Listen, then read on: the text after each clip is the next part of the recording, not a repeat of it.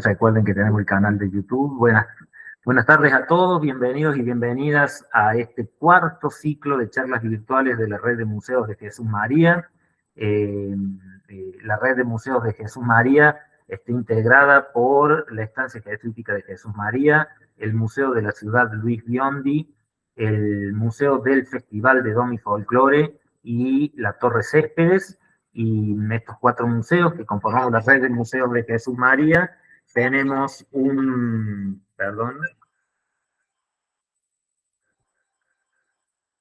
esta red de museos integramos, tenemos varios conjuntos y actividades que hacemos en conjunto a lo largo del año, y entre ellos este ciclo de charlas virtuales que ha venido siendo muy exitoso, es el cuarto año que lo desarrollamos, y esta es la tercera charla de este ciclo.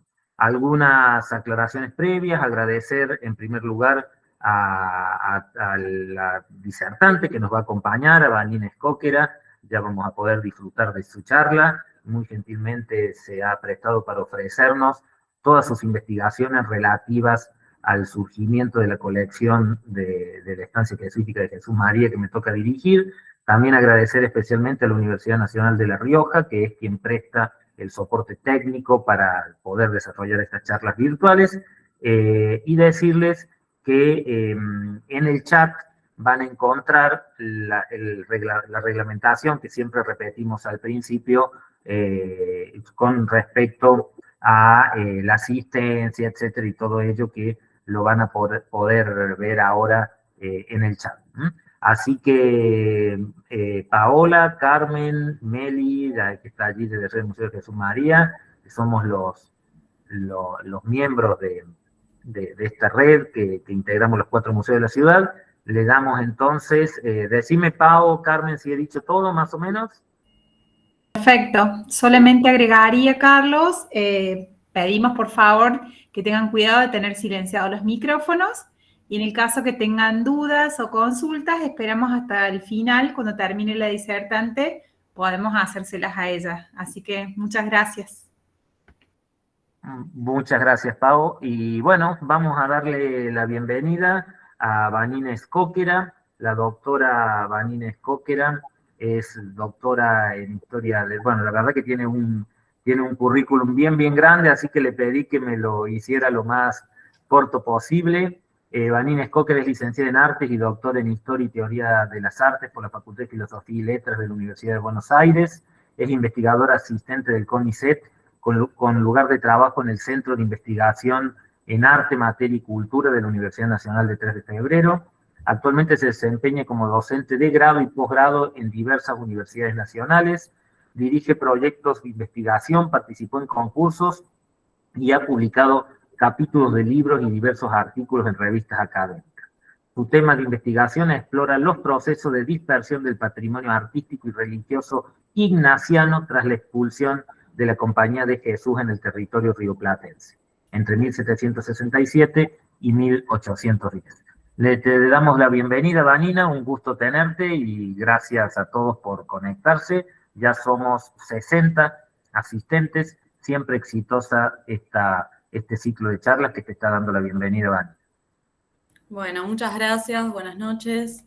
Es un gusto para mí poder estar acá, compartir con ustedes algunas de las cositas que estuve haciendo en el último tiempo, en el marco de investigaciones que en verdad son muchas de ellas grupales. Esta particularmente formó parte de un proyecto de investigación financiado por la Universidad Nacional de 3 de Febrero, que tuvo por objetivo establecer una vinculación con el Museo de Jesús María para poder investigar un poco más a fondo la conformación del patrimonio artístico colonial, digamos, de su primera conformación, ¿no?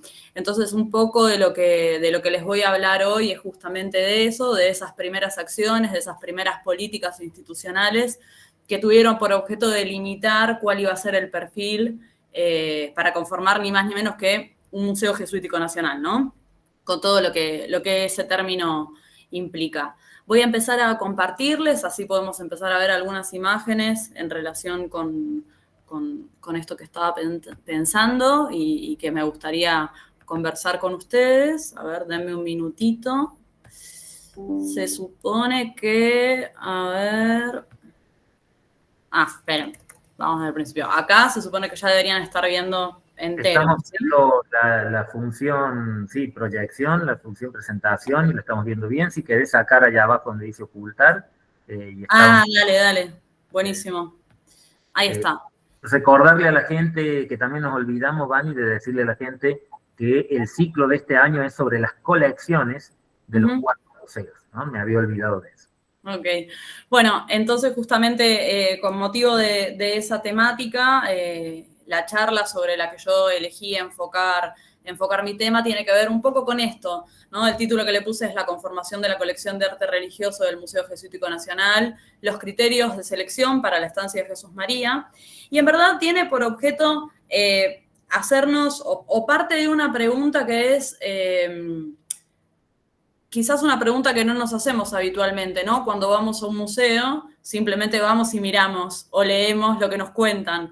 Bueno, un poco acá la pregunta es, ¿qué es todo lo que está atrás para conformar un museo, para seleccionar esas obras que llevan entonces a conformar discursos o a conformar relatos museográficos que inscriben una tradición y una historia que va a ser contada, ¿no? En ese sentido, un poco les voy a contar algunos antecedentes que tienen que ver en realidad, esto no con una investigación mía, sino con una investigación que hizo Elida Blasco, no sé si la conocen, es una reconocida historiadora abocada al estudio justamente de la conformación de los museos en la primera mitad del siglo XX. Y Elida Blasco, lo que en un trabajo pionero que ha presentado en el 2007 en las jornadas del Congreso de Interescuelas, ella, a partir de un relevamiento documental de la Comisión Nacional de Museos, pudo darse cuenta un poco cuál fue la progresión histórica en la conformación de la Estancia Jesuítica Nacional de Jesús María. Lo primero que inicia o que da puntapié a este proceso de conformación del museo es la declaración en 1941 de la estancia como monumento nacional. Una característica interesante en este sentido es que la estancia estaba abandonada, que había población asentada en el predio que actualmente conforma el museo, y esto llevó entonces a que en 1942, bueno, luego del desalojo y de la recuperación del terreno, se iniciara un proceso de restauración y de reparación de toda la estructura edilicia a cargo de Mario Busquiazo, un reconocido arquitecto abocado para este tiempo a la recuperación del patrimonio arquitectónico colonial, pero también un reconocido investigador, ¿no? Para este momento, que tenía conformado en FADU esta revista del Instituto de Investigaciones Estéticas que nucleaba a historiadores del arte preocupados por recuperar parte de este patrimonio. En 1945, entonces, el profesor Ricardo Levene, que en este momento era el director de la Comisión Nacional de Monumentos, solicita al provincial de la Compañía de Jesús, Tomás Travi, la donación de objetos religiosos, es decir, solicita la orden, la donación de objetos religiosos para conformar la primera colección de este museo. El museo finalmente se instala en 1946, pero no va a ser fundado o inaugurado oficialmente hasta 10 años después. Ahora bien, yo me voy a detener entonces en la pregunta de cuáles son esos objetos religiosos que se piden donar o que se eligen donar, a quiénes se les pide esta donación y de qué manera se lleva adelante este proceso que no siempre es tan fácil. Una cuestión que también es interesante tener en cuenta acá es que la conformación de la estancia como museo no es un elemento original o único, ¿no? Escindido dentro de las políticas culturales de este periodo, sino que en realidad forma parte de una red de museos que se empiezan a conformar en torno de la década del 30 y la década del 40, que tienen por objetivo justamente construir o componer un discurso, ¿no? Que está como muy centrado en pensar una idea de museos cívicos, pero también de museos federales, es decir, de que la conformación de los museos salga de este núcleo neurálgico de Buenos Aires y se expanda hacia todo el país, ¿no? Entonces decíamos que Levene le solicita a Travi la donación de objetos. Travi, a su vez, convoca a 3 jesuitas, especialmente reconocidos dentro de la orden por su formación intelectual, y entre ellos entonces se encuentran, bueno, creo que no necesitan mucha presentación, pero lo voy a hacer, nobleza obliga, a Guillermo Furlong, a Pedro Grenón y a Oscar Drey de Mí. Guillermo Furlong y Pedro Grenón, posiblemente ustedes ya los conozcan mayormente por su perfil académico, por su perfil de investigadores y sobre todo de historiadores, abocados especialmente a la recuperación de documentación de periodo colonial que explique la historia de la orden. Pero a diferencia de ellos dos, Drey de Mí tenía un perfil bastante más activo, bastante más alejado del campo de la investigación y mucho más abocado a labores pragmáticas, podríamos decir. A diferencia de Grenón, que era un reconocido historiador, y de Furlong, que también fue un reconocido historiador y abocado a las letras, Drey de Mí era un arqueólogo, tenía formación de arqueólogo. Entonces, él se abocó en un primer momento a desarrollar excavaciones, no solo en la zona de Jesús María, sino también en las ruinas de San Ignacio, en la posta de Sinzacate, en la estancia de Carolla. Y a partir de estas excavaciones fue recuperando una serie de objetos, no solo arqueológicos, sino también restos de bienes que habían formado parte de la vida cotidiana de la estancia. Y esos objetos, en buena medida, conforman todavía hoy parte de la colección de este museo. Los 3, a su vez, integraron nombradas juntas como la Junta Histórica Provincial de Córdoba o la Junta de Historia Eclesiástica, es decir, que tuvieron no solo una activa participación en lo que respecta a la conformación de la colección de este museo, sino también una notable participación en la escritura de la historia de la orden. Furlong tiene centenares de libros publicados, Grenón, bueno, una buena parte también. Es decir, que estamos frente a 3 intelectuales que desde el vamos tenían muy claro cuál iba a ser, cuál debía ser el perfil de este museo. Como les decía antes, entonces, cuando el museo se funda como parte de un proceso de institucionalización de esta actividad historiográfica que estos jesuitas ya venían llevando adelante, y tenía por objeto entonces conformar un relato histórico oficialmente consagrado de la historia y la propaganda de la orden, ¿no? Y esta idea de la propaganda de la orden no hay que pensarla solamente en términos religiosos, sino sobre todo en términos cívicos, pensando en cuál fue la labor que la Compañía de Jesús tuvo en periodo colonial para promover la evangelización, para llevar adelante la conformación, podríamos decir, de la civilidad de los americanos, ¿no? De hecho, se promulga y se dice que el objetivo principal justamente del museo es la de rememorar la acción de la Compañía de Jesús, no solo en el Río de la Plata, sino también en otras regiones de América. Esto es interesante porque vamos a ver cómo hay un esfuerzo muy notable por dar cuenta de una colección que se expanda más allá de las fronteras rioplatenses. Y esto nos va a llevar a ver entonces que la conformación de los objetos que bueno, vale la redundancia, que forman parte de la colección del museo, no se abocan solamente a dar cuenta de producciones artísticas rioplatenses, sino también del Alto Perú, de la región de Perú, de Nueva España, de México, de España. Es decir, hay una gran diversidad de objetos de múltiples procedencias y que en buena medida tienen que ver justamente con esta propuesta, ¿no? Ahora bien, lo interesante es que estos 3 jesuitas no solo se abocaron a solicitar la donación de estas obras, sino que también completaron, y específicamente en el caso de Drey de Mí, completaron esta colección con la dotación de objetos arqueológicos de campañas de excavaciones que Drey de Mí fue realizando en distintos pueblos de Catamarca y del noroeste argentino. Esto, por ejemplo, lo ha estudiado muy en detalle Rato, ¿no? Que tiene un artículo publicado sobre el tema.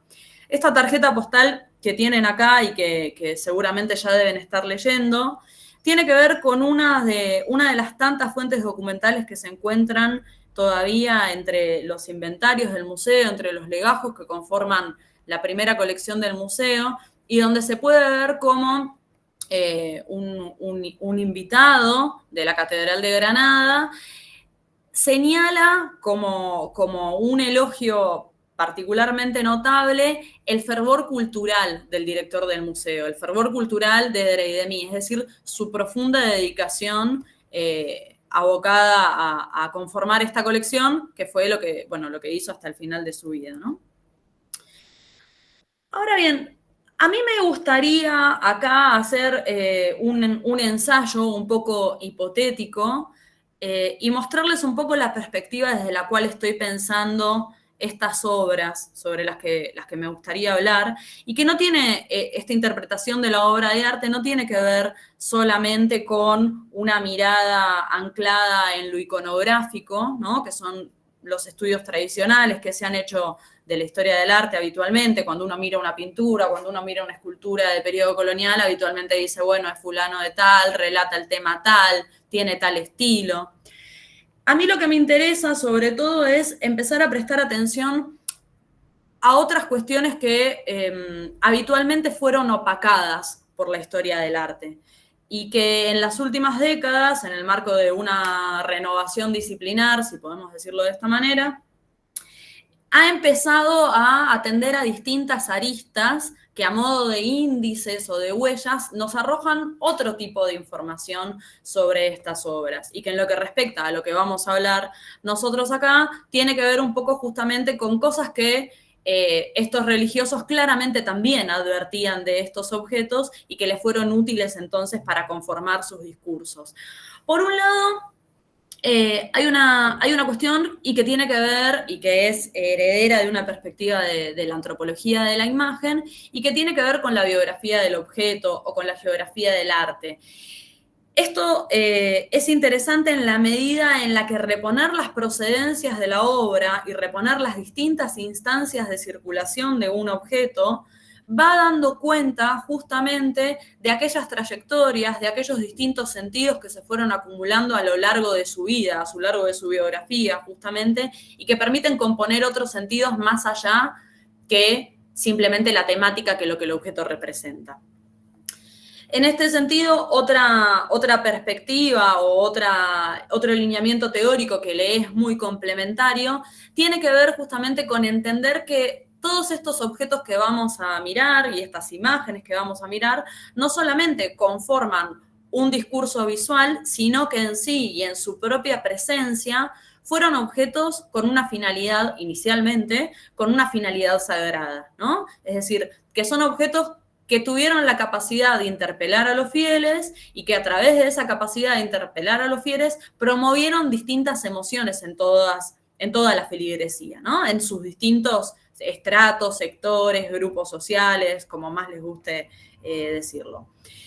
El tercer o cuarto aspecto que a mí me gustaría introducir tiene que ver con un sesgo con el que particularmente yo trabajo, esto Carlos lo sabe, yo se lo he mencionado, y que tiene que ver justamente con la cuestión de la materialidad. Atender no solamente a la técnica, al estilo, al formato del objeto, sino también a los fines prácticos a los que sirvieron, es decir, con qué materiales están constituidos, con qué técnicas fueron realizados, cuáles fueron los recursos y los saberes disponibles para que distintos artífices lleven adelante estas obras, son también indicadores que nos van a permitir entender un poco por dónde iban los discursos de estos tres hombres, ¿no? Ahora bien, la pregunta obvia, ¿no? ¿Qué tipo de objetos consideraron Furlon, Deridemi y Grenon útiles para lograr este cometido de conformar un museo jesuítico? En primer lugar, obviamente, pinturas, esculturas, relicarios, rosarios y crucifijos, pero también otros objetos que habitualmente tienen un lugar secundario dentro de la historia del arte y que podríamos decir que históricamente fueron considerados como objetos menores, ¿no? Estampas, láminas pintadas, mobiliario eclesiástico, ornamentos litúrgicos, vestimentas litúrgicas y sobre todo libros de la orden, libros que en realidad son en sí no solo considerados como un objeto, sino también como grandes fuentes documentales que dan cuenta de este acervo, ¿no? Esta foto que ustedes están viendo acá en blanco y negro forma parte de una de las tantas fotos de este primer registro documental, de este primer inventario realizado por Drey de Mí. Ahora bien, cuando Carlos y Raquel me permitieron mirar el inventario del museo, y específicamente el inventario de las, que les agradezco muchísimo, por supuesto, y el primer inventario de estos objetos religiosos de periodo colonial, es notable identificar que hay una procedencia muy concreta de determinadas regiones, ¿no? Y esto nos da la pauta de, podríamos decir, de la agencia o de las redes que estos 3 jesuitas fueron estableciendo justamente para dotar de estos bienes patrimoniales a su museo, ¿no? Fíjense cómo, por ejemplo, el 24%, lo que están viendo acá en amarillo, procede de la manzana jesuítica, ¿no? Pero hay una buena parte, como por ejemplo el 15%, que procede de estas distintas estancias. Y acá es importante mencionar que las estancias llevaban 150 años de no ser, o 200 años de no ser estancias jesuíticas. Es decir, que buena parte de ese patrimonio pervivió a lo largo del tiempo y pervivió a lo largo de las generaciones dentro de estos espacios, ¿no? Otro gran donante u otro gran proveedor de obras fue Buenos Aires, algunas de las estancias, los colegios de Buenos Aires. Es decir, que hasta acá nos estamos moviendo dentro de la órbita de la Compañía de Jesús, ¿no? Lo que los distintos espacios de la orden, de la institución, fue cediendo, fue donando. Pero más interesante aún es, por ejemplo, notar que hay objetos que proceden de otras colecciones y que esto es producto única y exclusivamente de los vínculos que estos hombres establecieron con otras instituciones eclesiásticas. Por ejemplo, los procedentes de Mendoza, bueno, de Mendoza vienen del Colegio de la Compañía, pero por ejemplo de La Rioja, o de Salta, o de Catamarca, muchas veces son donaciones de familias. Y más interesante aún, por ejemplo, las donaciones de monasterios femeninos, ¿no? Casi el 10% de la colección está conformado hasta donde está registrado, ¿no? Obviamente. Así que esto también es un número que es relativo, por donaciones de monasterios femeninos, por ejemplo, de Córdoba y de Buenos Aires, ¿no? Y esto nos habla de un vínculo acérrimo, un vínculo que nunca se desarmó entre los jesuitas y las órdenes femeninas. Ahora bien, una cuestión que para mí es interesante es pensar, bueno, ¿cuáles son estos objetos entonces y qué se pretendía decir de estos objetos? Claramente uno de los, podríamos decir, de los subtítulos a partir de los cuales se pensó la conformación de esta colección, tiene que ver con evidenciar cuál fue la labor evangelizadora de la orden. Y con esto quiero decir cuál fue el rol protagónico de la Compañía de Jesús en el territorio rioplatense. En el reverso de esta foto, que es una imagen de la Virgen, ¿no? Una escultura tallada en madera, tallada en cedro, procedente de las misiones jesuíticas guaraníes, Drey de Mí anota que esta obra perteneció ni más ni menos que a la talla de la mano de Florian Pauke. Florian Pauke es un reconocido jesuita de periodo colonial, que estuvo muy activo en las misiones, a quien se le deben numerosas crónicas.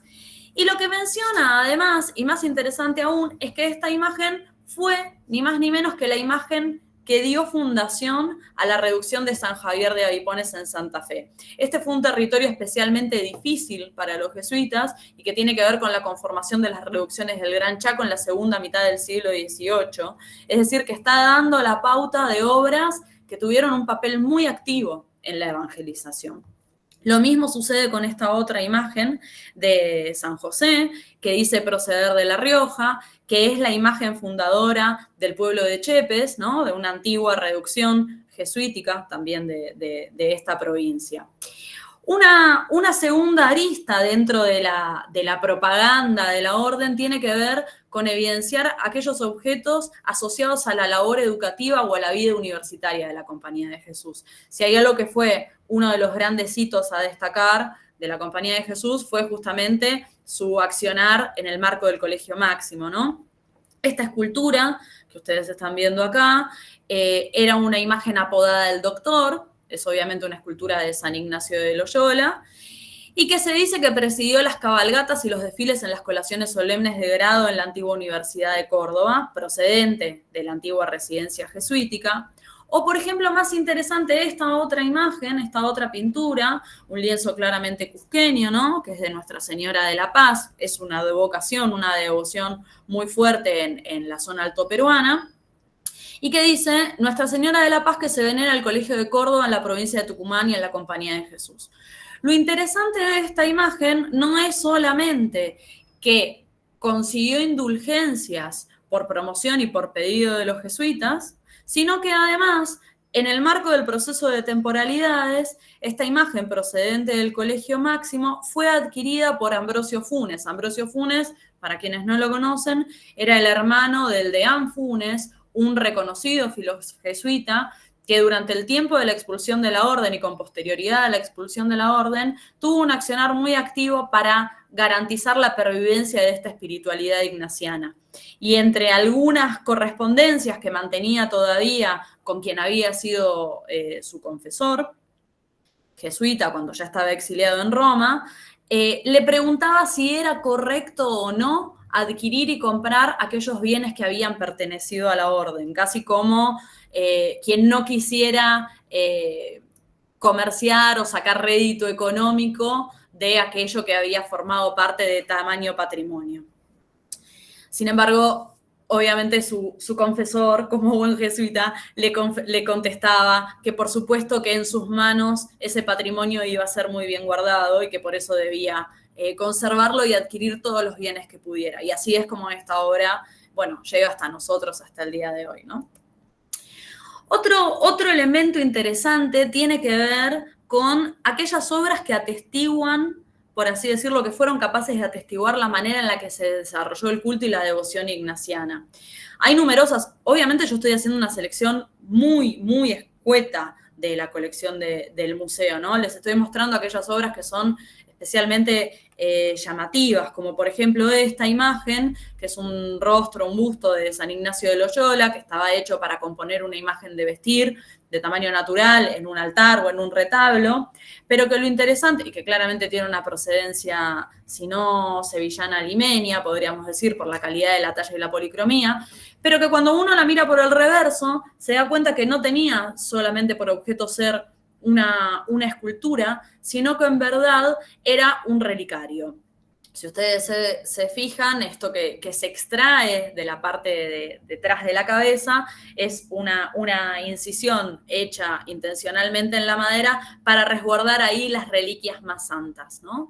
Y esto nos pone entonces en otro lugar del que después vamos a hablar y que tiene que ver justamente con la circulación de objetos procedentes de Europa. Otra serie de obras de particular importancia son, y de especial importancia por su valor artístico, es por ejemplo esta plancha de cobre que ustedes están viendo acá, que está hecha en relieve y luego policromada con una técnica muy, muy sutil que representa a San Francisco Javier. Yo formo parte ahora de un proyecto de investigación que dirige Siracusano y que está analizando este tipo de láminas y que me adelanto a mencionarles que estas láminas proceden de un taller altoperuano en torno de la zona del lago Titicaca y que hay mucha correspondencia entre estas obras y posiblemente una procedencia jesuita, es decir, una elaboración jesuita. Son piezas que tenían una característica única y que justamente su finalidad era diseminar no solo iconografías ignacianas, sino también de otras órdenes, abocadas justamente a promover esta espiritualidad, pero con objetos que daban cuenta de un carácter suntuario particularmente interesante. Más allá de los santos habituales de la orden, ¿no? San Ignacio, San Francisco Xavier, San Luis Gonzaga, San Estanislao Kostka, es interesante notar cómo, por ejemplo, la colección de Jesús María conserva todavía esta obra de San Juan Bergmans, que San Juan Bergmans en verdad no es un santo muy conocido dentro de la orden ignaciana, porque si bien fue activo durante la primera mitad del siglo XVII, su canonización recién fue promovida en la primera mitad del siglo XIX. Pero del mismo modo que San Francisco Javier o que San Luis Gonzaga, estos tres santos, esta tríada de santos, tenía por objeto promover la espiritualidad entre la feligresía más joven, justamente para dar cuenta de su carácter de mártir, de su carácter sacrificial, de aquellos hombres que sintieron el fervor de la militancia, de la militancia religiosa desde inicios, ¿no? Desde los inicios de su vida. San Juan Berchmans muere a una muy joven edad y es por eso que luego es canonizado. Otro ítem que podría aparecer muy claramente entre los objetivos de Drey Demy es el de dar cuenta de cómo la espiritualidad ignaciana se difundió en las ramas femeninas. Estos objetos que estamos viendo, estas llamadas pinturas de aguja, eran justamente objetos que conformaban o que formaban o que creaban las monjas en el marco de sus prácticas espirituales y de sus labores cotidianas al interior del monasterio. El primero que están viendo es simplemente una estampa, el rostro de San Ignacio es una estampa, pero el resto del cuerpo está bordado en hilo, es decir, en hilo de seda sobre un marco de seda y con un reborde de hilo de plata, es decir, que da cuenta de la gran habilidad de estas mujeres en su carácter contemplativo. La segunda imagen, que es un tapiz posterior, de principios del siglo XIX, seguramente, está atribuido a Saturnina Carranza, está firmado, no lo digo yo, ¿no? Y lo que tiene de interesante esta obra es que forma parte de una diseminación, podríamos decir, a principios del siglo XIX, de cuál es el carácter moral de las mujeres, esta espiritualidad que se propaga y que da cuenta de un carácter virtuoso femenino, de mujeres que tienen que ser útiles al Estado, ¿no? Propagando este tipo de imágenes y dando cuenta, a su vez, de la conservación de las prácticas religiosas en el seno familiar. Un objeto que a mí me obsesionó, lo tengo que decir, durante mi tesis doctoral es este, y que he dado, para mi grata sorpresa, con uno de ellos también en la colección del Museo de Jesús María, que son estos Sagrados Corazones. Estos Sagrados Corazones yo he estudiado en profundidad su procedencia, de dónde venían estos cuadros relicarios. Aclaro una cosa, la foto no es que sea mala, es que es puro reflejo porque es un fondo de espejos y luego es todo hecho con papel metalizado, es un papel oropel que circulaba en torno de 1810 a 1850 y que se utilizaba para conformar flores, guirnaldas, para decorar las imágenes y demás, pero que el monasterio de Santa Catalina de Córdoba empezó a desarrollar como una especie de artesanía, si queremos decir, local, para dar cuenta de cómo en el marco o al interior del monasterio la espiritualidad ignaciana todavía seguía viva. Esta iconografía, que es específicamente la iconografía del órgano del Sagrado Corazón, es una iconografía que fue prácticamente prohibida, que fue muy disputada por los jansenistas, justamente acusada por su carácter emotivo y por no dar cuenta de una espiritualidad asociada, podríamos decir, a los ideales ilustrados, y que entonces las monjas, desoyendo todas estas acusaciones, seguían promoviendo, seguían creando y seguían utilizando para ser obsequiados hacia afuera del convento o bien muchas veces para ser vendido a cambio de su sustento por una pequeña limosna. Es muy interesante lo que dice en el reverso de esta obra, que menciona que fue el venerable lego dominico de Córdoba, Fray Juan de Salguero, es decir, marcando una relación directa entre la rama dominica, femenina y masculina.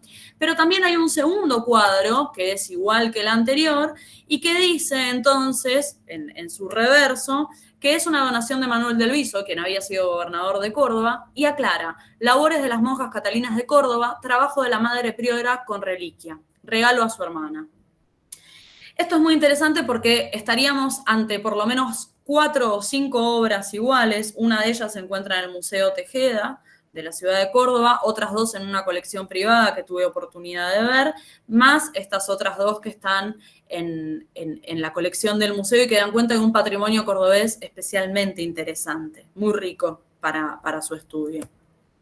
y que se asocia a su vez con estos objetos que son los llamados detentes, ¿no? Se llaman detentes porque lo que dicen, lo que rezan es: detente bala, el Sagrado Corazón de Jesús está conmigo, y que como competencia hacían las Teresas de Córdoba, ¿no? Mientras las Catalinas hacían estos grandes cuadros relicarios, las Teresas obsequiaban o regalaban estos detentes bordados en realce. El otro ítem que para mí es muy interesante y que tiene que ver un poco con estas cuestiones asociadas a los objetivos de Dre y de mí, son aquellas obras que no importan tanto para ellos por su temática o por su función o por su aspecto iconográfico, por su aspecto estilístico, sino que el interés está puesto en el carácter histórico de la obra como documento, ¿no? En el reverso de esta obra inscribe Dre y de mí: perteneció al antiguo monasterio de María de Mendoza, presidió la sala donde el general San Martín hacía las reuniones de las damas mendocinas que trabajaban para el ejército de los Andes.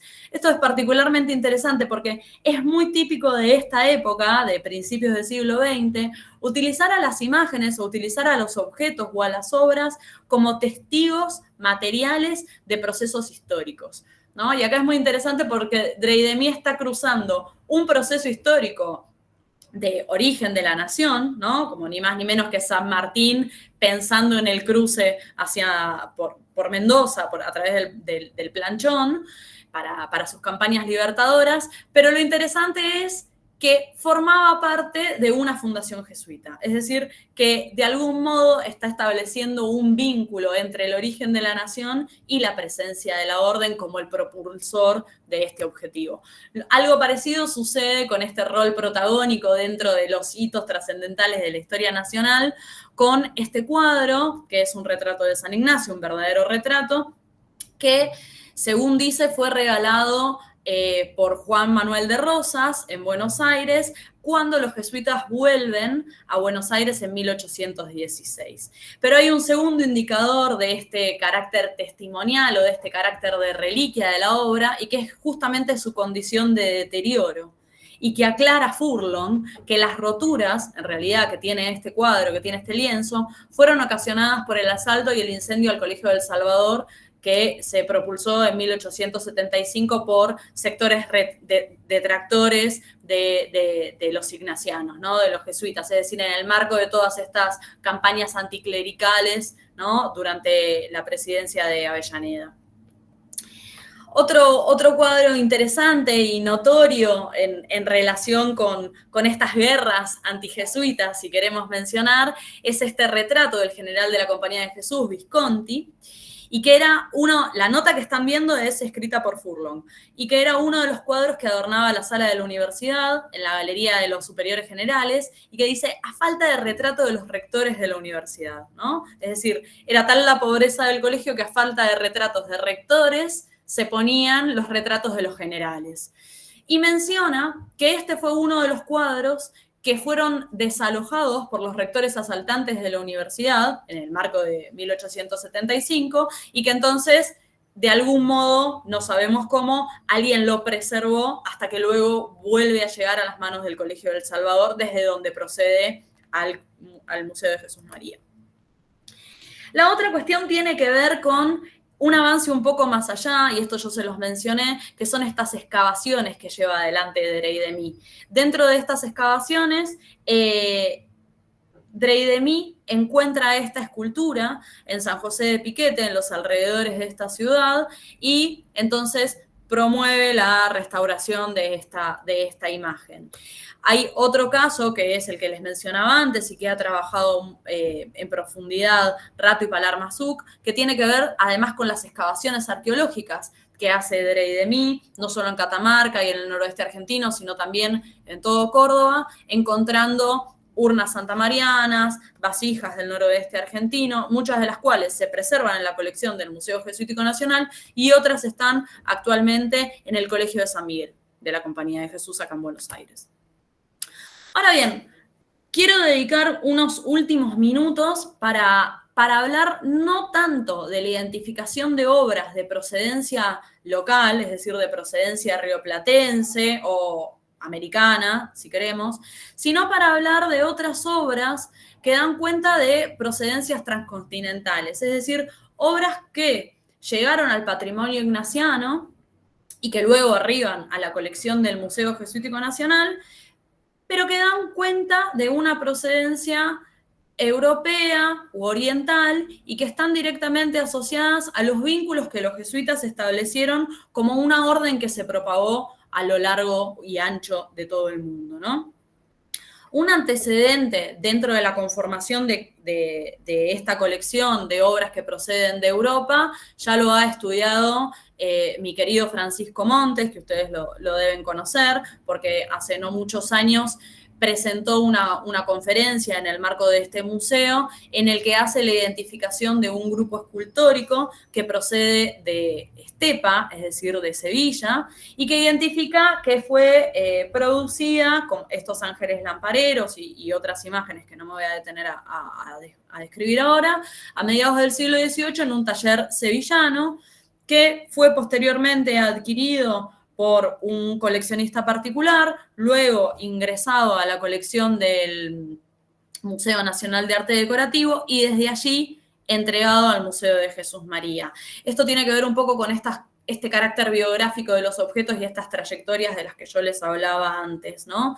Y cómo a veces la identificación material o la identificación documental en relación con las obras nos permite arribar a otras conclusiones sobre el patrimonio. Pero yo de lo que les voy a hablar no es de obras que cruzaron el Atlántico durante el siglo XX, sino de obras que cruzaron el Atlántico en periodo colonial. Uno de mis temas de investigación actual tienen que ver justamente con la figura de los procuradores provinciales a Roma. Dentro de la estructura ignaciana, esto lo voy a simplificar mucho para que me entiendan y hacerlo rápido y no aburrirlos, pero dentro del organigrama de la Compañía de Jesús, de la estructura institucional de la Compañía de Jesús, había una figura que era la de los procuradores de provincia. Los procuradores de provincia eran personajes que desde cada una de las provincias americanas tenían la función o tenían la obligación de entre 3 y 6 años viajar a Europa para entrevistarse con el padre general en Roma, contarle todas las novedades respecto de lo que sucedía en América, pero entrevistarse también en Madrid con la corte del rey y solicitar favores, permisos, concesiones, por ejemplo, para trasladar misioneros hacia América y recibir exenciones de impuestos, así como también negociaban con el Procurador General de Indias y la Casa de Contratación para que se les permitiera hacer todos estos envíos hacia América sin pagar impuestos, es decir, exentos de tasas. Ahora bien, cuando estos procuradores viajaban hacia Europa, viajaban con el objetivo de llevar noticias y con el objetivo de negociar todo aquello que fuese necesario para abastecer a la orden en América. Pero a su regreso venían con un montón de cajones que en realidad eran los llamados cajones de misión y que estaban llenos de todos aquellos objetos que los jesuitas compraban para abastecer sus misiones en América. Cuando digo abastecer sus misiones, no piensen nada más en las misiones del Paraguay. Estamos hablando de abastecer todas sus instituciones, es decir, los colegios, los noviciados, las viviendas de los jesuitas, las universidades, las misiones, las estancias. Y entre todos estos objetos que compraban, un rubro muy importante eran los objetos devocionales y los objetos artísticos. También compraban libros en gran cantidad, más que de objetos artísticos, instrumentos científicos, ropas, telas, herramientas, artefactos de botica, todo lo que pudieran resultarles necesario y que no era posible de encontrar en América. Entonces, en su recorrido que hacían por Europa, estos procuradores provinciales pisaban habitualmente las ciudades más importantes de Europa. Arribaban a Cádiz, de Cádiz pasaban a Sevilla, de Sevilla se entrevistaban en la corte en Madrid, luego pasaban a Barcelona, donde podían establecer contactos con algunos mercaderes que les traían objetos desde Inglaterra, y entonces los cajones quedaban esperándolos en Barcelona. Luego pasaban a Francia, donde compraban gran cantidad de libros y de estampas. Luego a Génova, donde compraban gran cantidad, sobre todo de telas, de brocatos. Piensen en todas las telas que se utilizaban para componer la vestimenta litúrgica. Muchas veces pasaban por Venecia, donde adquirían objetos de lujo especialmente notables, ceras, vidrios, cristales. Iban a Roma, donde se entrevistaban con el general y negociaban además con el Papa la concesión de indulgencias, de breves, de bulas y de permisos de excepción, y pasaban por Nápoles, donde obviamente adquirían gran cantidad de escultura. Ustedes saben que la escultura napolitana era el objeto de especial valor en Europa en el siglo XVIII, lo que todo el mundo quería tener, ¿no? Es decir, que en este tour por la Europa, los jesuitas adquirían los mejores objetos de cada una de estas ciudades. Ahora bien, ¿qué tiene que ver esto con la colección del Museo de Jesús María? Bueno, que hay muchos de estos objetos que todavía los podemos encontrar hoy. Por ejemplo, este crucifijo, bueno, justo este no, pero este crucifijo que es de marfil tallado es un objeto que claramente procede de Oriente, ¿sí? ¿Qué quiero decir con esto? ¿Vino directamente de Oriente al Río de la Plata o directamente de Oriente a América? No. Había un comercio de Oriente que atravesaba por la zona hoy de Nueva España, bueno, de México, por la zona del Caribe, que cruzaba hasta Europa y que hacía que estos objetos sean fácilmente conseguibles en Europa a un muy bajo costo. Y luego volvían a América como objetos de lujo. Otro gran objeto de lujo que los jesuitas traían en gran cantidad eran estos crucifijos que las fuentes mencionan hasta el cansancio de cantoneras de bronce y cristos de bronce. Estos cristos con cantoneras de bronce o tallados en bronce, en verdad fundidos en bronce, eran un objeto de lujo y un objeto de especial distinción porque el bronce no se producía en América para este momento. No había talleres de fundición de estas características. Entonces este era un objeto especialmente de lujo que se usaba para las misiones de campaña, sobre todo para las misiones volantes de los jesuitas y que formaba parte, por ejemplo, de los altares portátiles que los jesuitas llevaban consigo y que también traían de Europa. Este otro crucifijo, que también forma parte de la colección del museo, es más interesante aún porque sí es un crucifijo posterior, hecho en América. Si ustedes se fijan, los rasgos de este Cristo claramente son rasgos de un Cristo indígena, ¿no? Es particularmente interesante el arribo de esta pieza acá. Y esto lo menciono porque muchas veces cuando nosotros vemos las fuentes documentales sobre los jesuitas y sobre los bienes que traían desde Europa, nos preguntamos, ¿qué queda de todo eso? ¿Dónde está todo eso? ¿No? Bueno, acá tenemos la suerte de encontrar muchos de estos objetos que son testigos materiales de esos viajes atlánticos del siglo XVII y del siglo XVIII. Les decía entonces que otro de los grandes objetos que los jesuitas traen son estampas.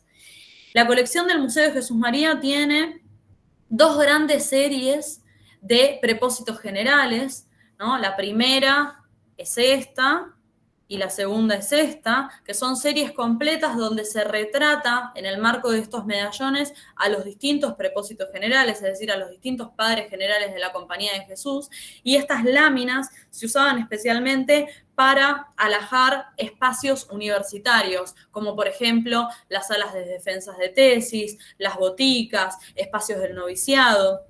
Todos aquellos espacios que tenían que ver con la instrucción y con la formación de aquellas personas que estaban recibiendo sus principales estudios en teología. Luego, obviamente, vienen otras láminas, que son láminas que no son parte de series de prepósitos, sino que son láminas devocionales, como por ejemplo esta, que es un retrato de San Ignacio de Loyola, láminas con estampas marianas o con imágenes cristológicas, ¿no? Venían en grandes lotes, cuando los encontramos en los inventarios vienen de a 500, de a pilones, de a resmas muchas veces, pero muy pocas de ellas sobreviven hasta el día de hoy, justamente por su materialidad, ¿no? Por su fragilidad.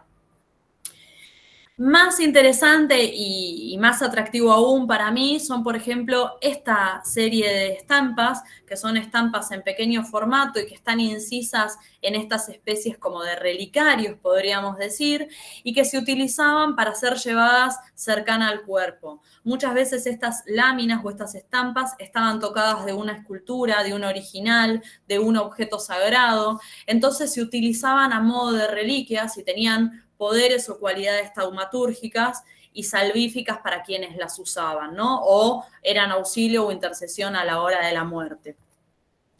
Otras de estas aparecen en forma de medallón, como por ejemplo la primera, que es reversible, aparecen estos dos santos típicos de la orden, ¿no? De un lado San Luis Gonzaga, del otro lado San Juan de Borja. Y esta otra, que es particularmente interesante y particularmente rica en su calidad artística, es un verdadero retrato de San Ignacio de Loyola, pero si se fijan, está hecho en realidad sobre vitela. La vitela es un tipo de pergamino que se usaba en Europa, sobre todo en el siglo XVII y en el siglo XVIII, previo a la conformación de las miniaturas, para dar justamente este carácter, ¿cómo les puedo decir?, nacarado o marmolio del rostro. Está hecha completamente en acuarela, con un sistema muy puntillista, a partir del cual se puede ver el carácter fidedigno con el que el artista quiso retratar a San Ignacio, ¿no? Y está recubierta por un cristal, que es un cristal de roca, digo que también es particularmente lujoso este objeto, es decir, no es un objeto que habitualmente se repartía o se diseminaba entre la feligresía, sino que quien detentó este objeto tiene que haber sido un personaje de especial distinción, ¿no? El otro gran rubro de objetos que los jesuitas traían desde Europa eran las reliquias. Ustedes saben que el tráfico de reliquias para periodo colonial es particularmente sensible en el marco sobre todo de las acusaciones de los protestantes, y las reliquias no podían ser vendidas, pero sí podían ser obsequiadas. Entonces, parte de la finalidad del viaje de todos estos jesuitas a Roma, a Nápoles o a Loreto, era traer reliquias en gran cantidad para luego dotar a sus iglesias de mayor sacralidad o distribuir entre sus allegados a modo de obsequios y a modo de dádivas, no solo entre sus allegados, sino también entre sus benefactores. El Museo de Jesús María conserva 2 reliquias particularmente importantes, particularmente interesantes, como esta primera que están viendo acá, que es la reproducción de la huella de la Virgen y sus sandalias, es decir, es una reliquia romana de particular importancia. Estas reliquias ya venían hechas en estos cuadros relicarios, no son conformadas acá, son lacradas, son selladas justamente para dar cuenta de su carácter de autenticidad. O esta otra, que es un relicario en forma de brazo y que se distribuye muy fuertemente a lo largo de todo el siglo XVII y de todo el siglo XVIII por Europa, y que hay grandes relicarios de la Compañía de Jesús, por ejemplo, el de Valladolid, donde tiene gran cantidad de estos objetos, ¿no? Otro objeto, otro tipo de objeto y que particularmente tiene que ver con esta característica, piensen que los jesuitas tenían que traer gran cantidad de cosas y entonces lo que traían tenía que tener una característica, y es que fuera liviano y fácilmente portable, ¿no? Es decir, portátil, de tamaño reducido, fácil de traer, ¿sí?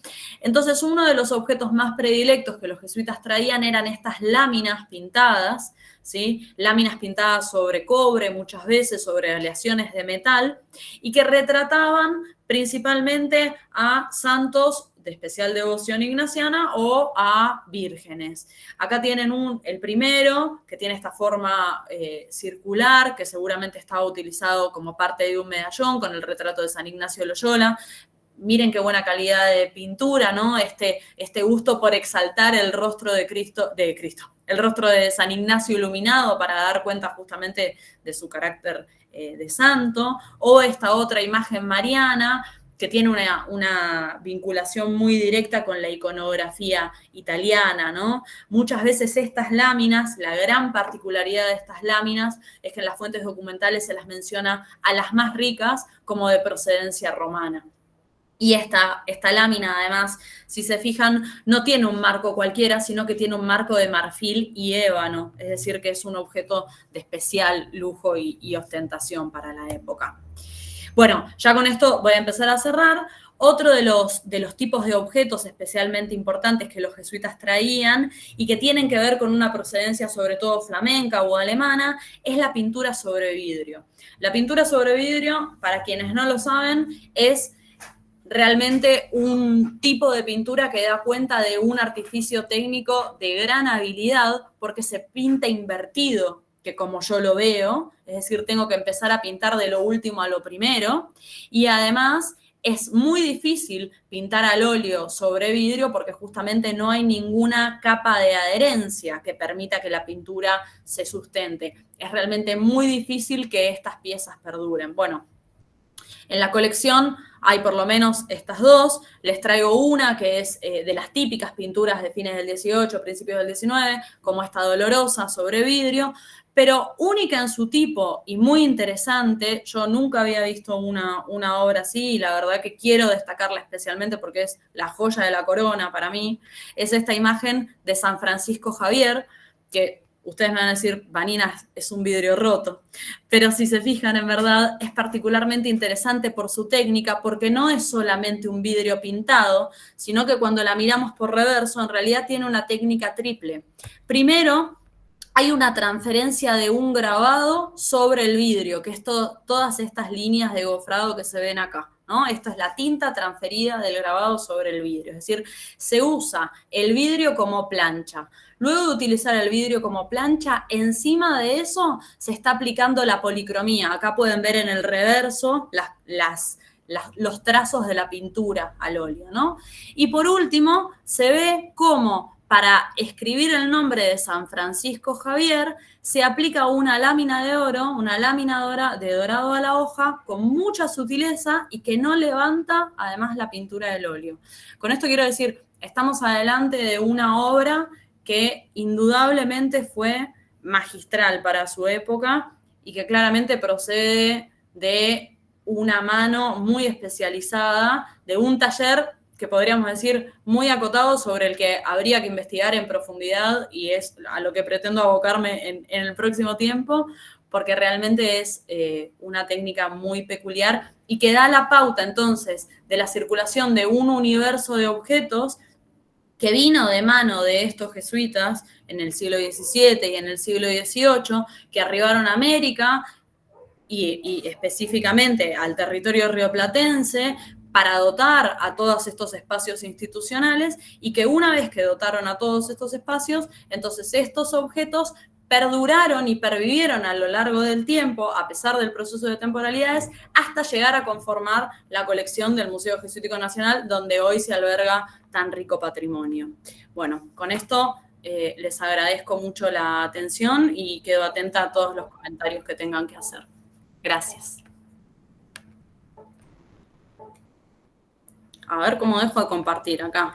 Sí, por ahí. Gracias, Vanina. Bueno, yo cada vez me impresiono más de la colección del propio museo que dirijo y eso es solo posible gracias a investigadores como vos, porque tenemos 16.000 objetos en el museo, entonces no es fácil conocerlos a todos. De hecho, nunca, no es humanamente posible conocerlos a todos. Así que gracias al apoyo de investigadores como vos, como Paco Montes y tantos otros, logramos enriquecer el discurso del museo y dotarlo de nuevas capas de sentido gracias a estas investigaciones. Así que, Vanina, muchísimas gracias. Vamos a ver algunas preguntas. En realidad, todo lo que hay son montones de felicitaciones, Vanina, para vos.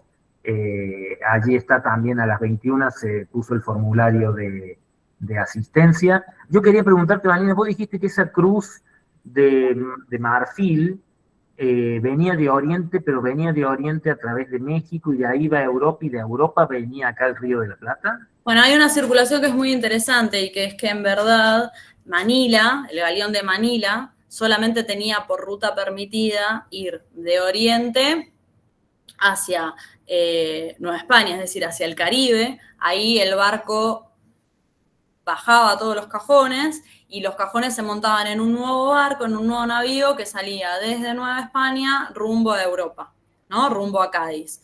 Es decir, que estos objetos, en verdad hay vamos a decirlo así, está la normativa y la pragmática. La normativa dice que entre virreinatos no se podían comerciar objetos, no podían arribar objetos. Ahora bien, sí sabemos que hay un montón de galeones de Manila que por distintas cuestiones arribaban a Lima, por ejemplo, no iban a Nueva España. Entonces ahí había un montón de objetos procedentes de Oriente que se introducían en el cono sur, digamos.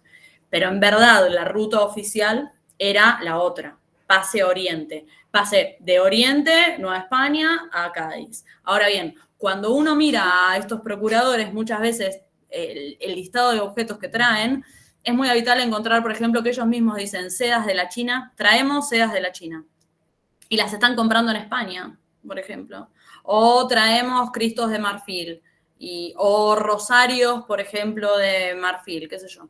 los están trayendo de Europa, es decir, que esos objetos que pasan de Manila por Nueva España y hacia España, en verdad se comercializaban también allá, ¿sí? Y luego se adquirían a un costo mucho más barato y se traían de vuelta para acá. Es decir, hay una circulación global de ida y de vuelta todo el tiempo, ¿no? Que a veces es muy difícil. La globalización del siglo XVI y XVII. Exacto. Exacto. Aquí hay una pregunta de Valentina Villanueva González que dice, ocurre el caso de museos que nacen por iniciativa de órdenes religiosas que también incluyen artefactos indígenas. Los mismos se han integrado como producto de la labor coleccionista de los sacerdotes. ¿Ocurre eso o ocurrió eso también en el Museo Jesuítico Nacional? ¿Cuál ha sido la narrativa con la que se han integrado, si es que así fue el caso? Bueno, es lo que mencionaba, ¿no? Toda la colección a partir de las excavaciones de Dreidemí, donde aparecen todos estos objetos arqueológicos que son obviamente prehispánicos, ¿no? Como por ejemplo las vasijas, las cerámicas, todas esas piezas obviamente vienen a dar la pauta, vienen a dar la cuenta de toda esta comunidad indígena a la que los jesuitas van a evangelizar y van a convertir al catolicismo, ¿no? En el marco de esta política propagandística de la orden. Yo le comento tanto a todos los asistentes como también a Valentina Villanueva González que Federico Sosa Pacchiotti está haciendo su tesis de licenciatura sobre el proceso de patrimonialización y musealización de la estancia, con documentación nueva que ha aparecido, etcétera, que por allí contradice algunas de las cosas de Blasco, te quiero decir, Daniel, Blasco ya es del 2007. Bueno, justo, qué bueno que me lo decís. ¿Cómo se llama él? Federico Sosa Pacchiotti debe estar conectado, supongo. Bueno, buenísimo, porque hoy justamente hablé con Élida y me dice, no digas que mi trabajo, no cites a mi trabajo que es desde 2007 y que es súper viejo y que seguro que ya hay un montón de cosas que están mal, y me comentó que había un chico que hacía tiempo le había hablado y le había consultado y que, bueno, que buenísimo que Federico estás acá.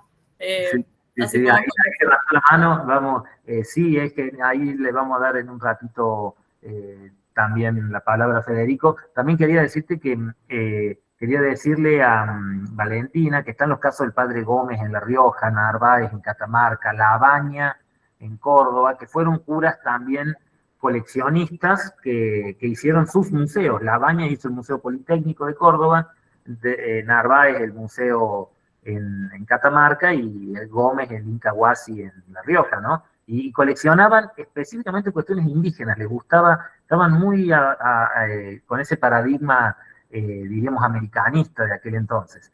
Gloria Aravena dice, ¿se ha trabajado en un análisis más profundo de la colección de estampas de este museo? Bueno, hasta donde yo tengo entendido, Raquel ha trabajado mucho en investigar esa colección de estampas. Sí, ya estamos esperando por allí un contratito también, te cuento, Vanina, para estudiar también un poco esta colección. Muchas gracias, Carlos, dice Valentina. Podría tener los correos de los investigadores que mencionaste. También estoy investigando un caso del Museo de Arte Religioso en Chile. Bueno, le vamos a dar la palabra a Federico Sosa, que justamente Vanina en su tesis hoy, yo soy su director de tesis. Ah, bueno, felicitaciones. Y hoy le estuvimos viendo. Y bueno, lo que te dijo Blasco es también lo que él veía, dice, o sea, tengo que contradecir a Blasco y soy un simple estudiante. Está muy bien, así se avanza en el conocimiento científico en este país. Así es, de cualquier lado. Federico. Hola, buenas noches a todos. ¿Cómo andan? Bueno, excelente la exposición, estuvo buenísima.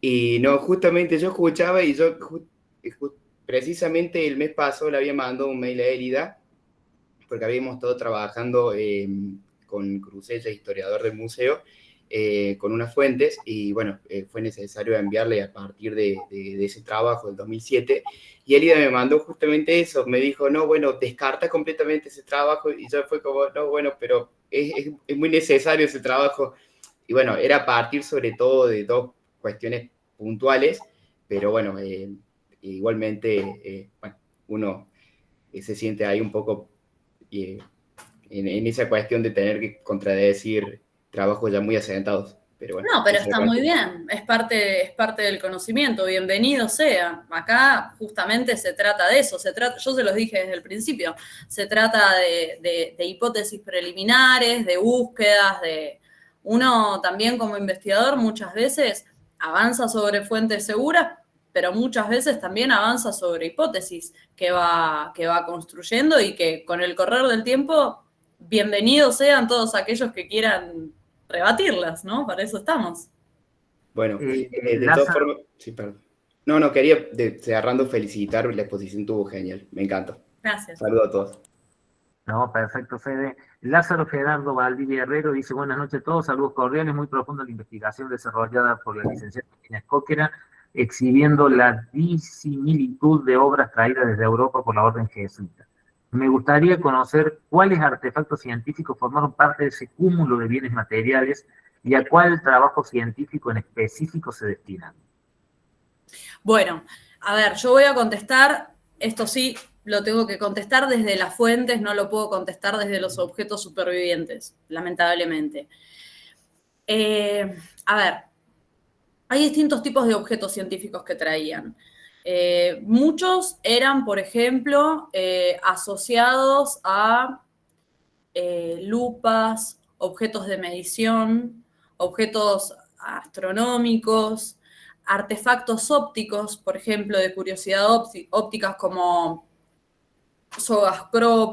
sograscopio, siempre me cuesta decir esta palabra, o cámaras lúcidas, o cámaras oscuras, colecciones de mineralogía, colecciones de botica. Había una gran diversidad de objetos de tenor científico que los jesuitas traían. Y la pregunta está muy bien y es muy interesante porque ¿para qué los traían, no? ¿O quiénes los pedían? Muchas veces, esto es algo que yo no desarrollé en esta presentación porque me iba a extender mucho, pero es algo que estoy trabajando sobre todo con Fabián Vega, que es un querido colega, un historiador, que también trabaja con la circulación de objetos que traen estos procuradores, pero él trabaja especialmente con libros. Y lo que sabemos y lo que hemos notado en el último tiempo es que no solo traían objetos para la orden, para la misión, sino que muchas veces traían objetos para particulares que le pedían esos bienes. Entonces, hay muchos casos, por ejemplo, de allegados a la orden, benefactores, personajes de primera distinción, entiéndase, obispos, cabildantes, gobernadores, virreyes, que pedían estos tipos de objetos y les daban plata anticipada, los jesuitas los compraban y se los traían. Pero también hay muchos casos de jesuitas, ustedes saben, por ejemplo, que en las misiones del Paraguay fue una zona de especial, ¿cómo les puedo decir?, de especial investigación y de especial experimentación para la orden, y entonces había muchos misioneros que pedían que se les envíen específicamente tipos de objetos para avanzar en sus investigaciones, ¿no? Entonces, ahí es muy habitual, por ejemplo, el pedido de lupas, el pedido de algunos instrumentos ópticos y demás. Por ejemplo, no sé, ahora me estoy acordando que a Gregorio Funes le traen una colección de mineralogía, por ejemplo, de minerales, ¿no? Es claramente una caja de piedras, estamos hablando de eso, pero bueno, a él le servía. ¿Para qué? Yo no puedo decir, pero la curiosidad mató al ratón. Así que... Sí, Gregorio y Ambrosio Funes, bueno, tenían además muchos intereses comerciales, además de ilustrados y muy vinculados a la política local del centro del país, tenían muchísimos intereses comerciales. Hay una carta famosa de Ambrosio Funes a Gregorio Funes, en el que le dice que hay que liquidarlos a los Rodríguez porque le están robando la plaza. O sea, hay que matar a los Rodríguez, que también eran comerciantes, porque venden más que ellos, ¿no? O sea, bueno, tenían varios intereses comerciales. Y se ve que les sobraba el dinero, evidentemente, porque mandar a pedir piedras o artefactos de lujo a Europa. Sí, bueno, pero era habitual. Eran cosas que hay que pensarlo, que son cosas que no eran factibles de conseguirse en América bajo ningún punto de vista. Entonces, eso, simplemente era una demanda que podían satisfacer. A bajo costo, porque además eran objetos que no iban a pagar impuestos. Venían como bienes de misión, entonces era muy conveniente. Claro. Bueno, no sé, las chicas de la red de Museos de Jesús María, para ya despedir a Vanina, agradecerle a todos los que se han conectado. Tenemos aquí, si me dan un segundo, les digo la fecha del próximo, no la tengo a mano, no sé si alguna de las chicas de la red la tiene, es a fines de noviembre. Ahí alguna de las chicas lo va a decir. Vanina, realmente te agradecemos muchísimo. Por supuesto, te esperamos, como siempre, aquí en Jesús María, para continuar tus investigaciones y seguir enriqueciéndonos. Para nosotros fue fundamental tenerte en este ciclo. Muchas gracias. Bueno, la cantidad de felicitaciones. Por suerte, todo esto queda grabado y queda después, te lo manda la plataforma, te lo manda el mail, porque son decenas de felicitaciones y a todos nos ha impresionado. Y a mí que he cenado con vos, charlado con vos, que he estado aquí en el museo días y días, me sigue sorprendiendo los avances de la investigación y la riqueza de esta colección. Es inagotable, ¿verdad, Vanina? La colección es inagotable. Cuando les dije que estaba resumiendo un montón, de verdad que estaba resumiendo un montón porque es imposible. Bueno, no mostré, hay un montón de cosas que son increíbles. La colección, por ejemplo, de pintura cusqueña es alucinante. No me detuve ni en una. O sea, hice una selección como muy acotada porque realmente es una colección hermosa y muy vasta, con mucho patrimonio para investigar. Muchas gracias, Vanina. Muchas veces pueden salir de ahí. ¿Tienen la fecha, chicas? Es porque tenemos por aquí el flyer general. Carmen, ¿la tenés vos? Yo lo estoy buscando, perdonen, pero no la encontré acá en el chat, así que perdón, pero no la tengo a mano. Simplemente para... Después les vamos a recordar a través del mail. Meli se tuvo que retirar un ratito, ya puso que la mayoría ya se habían inscrito, así que es importante recordar eso, que hay un link de inscripción y aquellos que hayan participado de 3 de las 4 charlas van a recibir su certificado. 30 de noviembre a las 20 horas, el Museo de la Torre Céspedes presenta, escucha Vanina, la Biblioteca de los Céspedes. Vos que la querías conocer, Vanina, hasta que vengas, invitamos a recorrerla ahí. Buenísimo, muchas gracias. Un gusto. Bueno. 30 de noviembre. Bueno, gracias a todos. Saludos. Gracias a los chicos de la red, gracias a la Universidad Nacional de La Rioja, gracias Vanina. Nos vemos el 30 de noviembre con la última charla de este 4º ciclo de charlas virtuales de la red del Museo de Jesús María. Muchas gracias. Gracias. Hasta luego, muchas gracias.